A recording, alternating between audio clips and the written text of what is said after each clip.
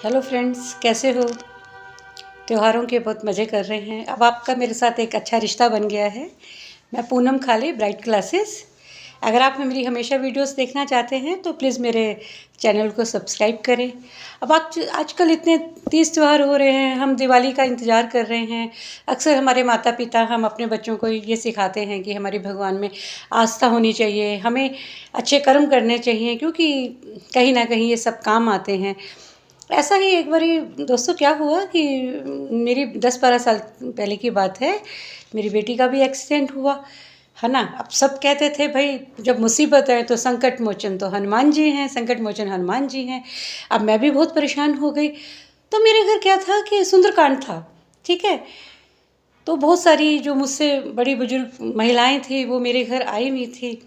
तो मैंने उनसे बोला कि देखो मेरी बेटी की भी सर्जरी होनी है। उन्होंने कहा अरे ये संकट मोचन तुम्हारे सामने खड़े हैं ना, आज तुम्हारे घर में पधारे हैं, ये देखना, ये ज़रूर हनुमान जी आपका सलूशन को निकालेंगे। तो मैंने कहा ठीक है। अब आस्था तो हम भी सब रखते हैं, जितना भी हमसे होता है हम थोड़े अच्छे कर्म करने की कोशिश करते हैं। सबसे पहले ज़रूरी हो जाता है कि हम अपनी सोच अच्छी रखें। जब सोच अच्छी होती है तो सब कुछ शायद अच्छा ही होता चला जाता है। बस फिर क्या था, अगले दिन सुबह क्या हुआ, आप हैरान होंगे। जैसे ही मुझे पड़ोस की जो आंटी थी न्यूज़पेपर लेकर आई, उसमें मैंने देखा रोटरी क्लब की तरफ से बहुत बड़ा ऐड था। उसमें लिखा हुआ था कि जर्मन से टीम आ रखी है और वो सबके जो ऑपरेशन है फ्री ऑफ कॉस्ट कर रही है।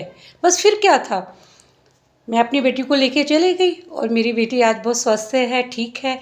और सब काम, जिस काम के लिए मैं इतनी परेशान हो रही थी कि सर्जरी, प्लास्टिक सर्जरी कराना इतना लाखों का काम होता है, मगर वो काम हनुमान जी की कृपा से चुटकियों में हो गया। तो सच ही कहा है लोगों, मन में आस्था होनी चाहिए, अच्छे कर्म होने चाहिए, अच्छी सोच होनी चाहिए, तो भगवान रास्ता अपने आप ही खोलता जा रहा है। किसी ना किसी वजह से, कोई ना किसी जरिए से भगवान हमारे सामने आ जाते हैं और हमारी समस्या का समाधान करते हैं। इसलिए विश्वास करो, दुख में समरन सब